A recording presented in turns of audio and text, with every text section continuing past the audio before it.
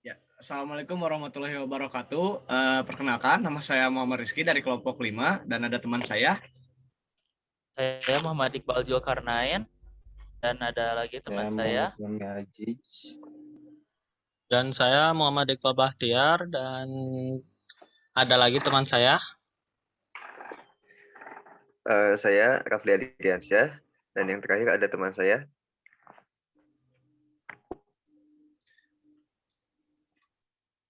Oke, jadi di sini kita akan membahas tentang akurasi dan konsistensi. Nah, untuk pengertian dari akurasi akan dijelaskan oleh teman saya. Nah, jadi ada tabel kontennya mulai dari awal sampai akhir. Yang pertama ada pengertian akurasi dan konsistensi yang akan dibacakan oleh Iqbal Zulkarnain. Ya, di sini ada pengertian akurasi dan konsistensi. Yang pertama ada akurasi. Akurasi adalah nilai yang tidak bias. Ini mengacu pada tingkatan ketepatan, yaitu pengukuran tentang antara nilai rata-rata dan nilai aktual dari sampel data. Proses pengukuran harus menggunakan statistika yang terkontrol. Jika tidak keakuratan, proses tidak berarti. ISO International Organization for Standardization dan ASTM American Society for Testing and Materials menggunakan ketepatan waktu untuk merangkul bias dan pengulangan untuk menghindari kebingungan penggunaan istilah. ASTM merekomendasikan bias digunakan hanya untuk mendeskripsikan kesalahan dari lokasi. Yang kedua ada konsistensi atau sistem database.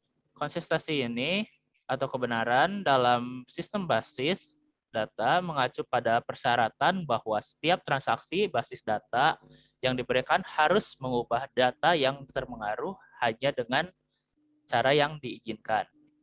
Setiap data yang ditulis ke database harus valid menurut semua aturan yang ditentukan, termasuk batasan kaskade, pemicu, dan kombinasi apapun darinya.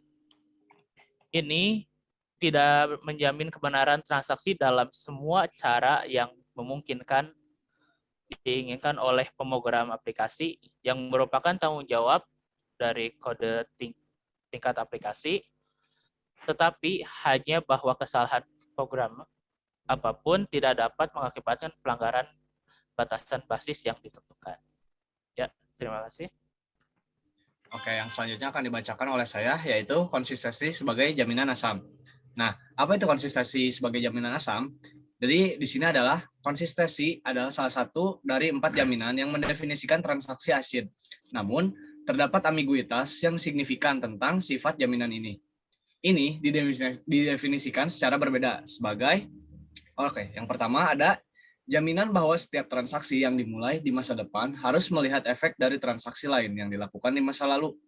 Untuk yang kedua, jaminan bahwa batasan database tidak dilanggar, terutama sekali transaksi dilakukan.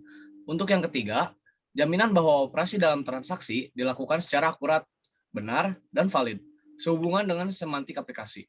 Nah, jadi karena berbagai definisi ini tidak saling eksklusif, dikemungkinkan untuk merancang sistem yang menjamin konsistensi dalam setiap artian kata, seperti yang dilakukan oleh kebanyakan sistem manajemen basis data relasional dan yang umum digunakan untuk saat ini.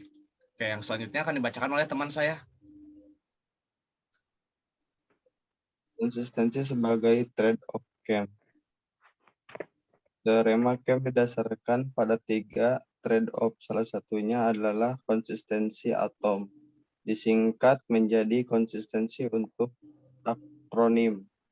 Sebagai penulis catat membahas konsistensi atom agak berbeda dari berbicara tentang database ICID karena konsistensi basis data mengacu pada transaksi, sedangkan konsistensi atomik hanya mengacu pada properti dari urutan operasi permintaan, tanggapan, tunggal dan ia memiliki arti yang berbeda dari atom dan asid.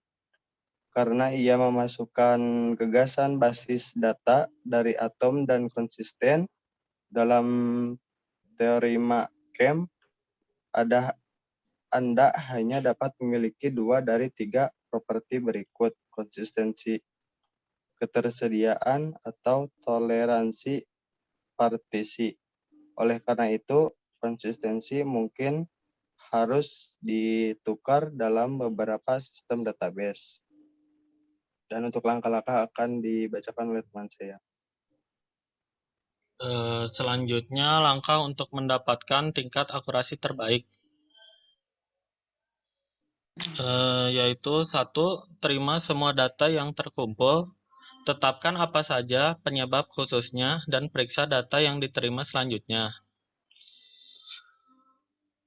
Lalu yang kedua, lakukan pencatatan data di setiap waktu kejadian. Yang ketiga, hindari pembulatan data. Ini dapat menciptakan masalah resolusi. Dan yang keempat, catat sebanyak mungkin detail di sekitar Anda secara mudah dan hati-hati. Yang terakhir, verifikasi alat ukur sehingga akurat. Selanjutnya akan dibacakan oleh teman saya.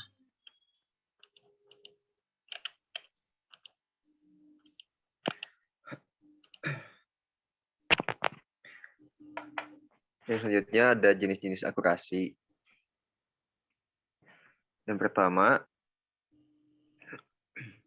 akurasi sendiri terbagi menjadi 2 bagian, yaitu offset dan linearity. Yang pertama offset, yaitu selisih nilai yang didapat dari hasil pengukuran alat dengan nilai sebenarnya. Istilah ini dipakai ketika kita mengkalibrasi alat ukur. Besar perbedaan antara alat ukur dengan nilai yang sebenarnya, inilah yang disebut offset. Yang kedua ada linearity, yaitu tingkat penyimpanan offset yang dalam range tertentu atau ukuran konsistensi bias selama rentang pengukuran. Misalnya, jika skala kamar mandi ketika mengukur seseorang dengan berat badan 150 pon atau bisa kita ubah dalam kilo menjadi 75 kilo adalah 10 pon atau 5 kilo, tapi berbeda dengan saat mengukur orang dengan berat badan 200 pon atau 100 kilo dan skala kamar mandinya menjadi 5 pon atau 2,5 kilo. Skala bias adalah non-linear yang berarti tingkat bias berubah tergantung penggunaan. Jadi mungkin hanya itu yang bisa kami tampilkan. Jadi untuk pengertiannya adalah yang pertama ada pengertian akurasi dan konsistensi. Untuk yang kedua ada konsistensi sebagai jaminan asam. Yang ketiga konsistensi sebagai trade-off cap. Dan yang keempat langkah untuk mendapatkan tingkat akurasi terbaik. Untuk yang terakhir adalah jenis-jenis dari akurasi tersebut. Nah, jadi untuk semua yang kita dapatkan di sini, yang saya simpulkan, banyak sekali nilai untuk akurasi dan konsistensi dalam berbagai macam pengembangan. Jadi mungkin seperti itu saja. Kami pamit undur diri. Wassalamualaikum warahmatullahi wabarakatuh.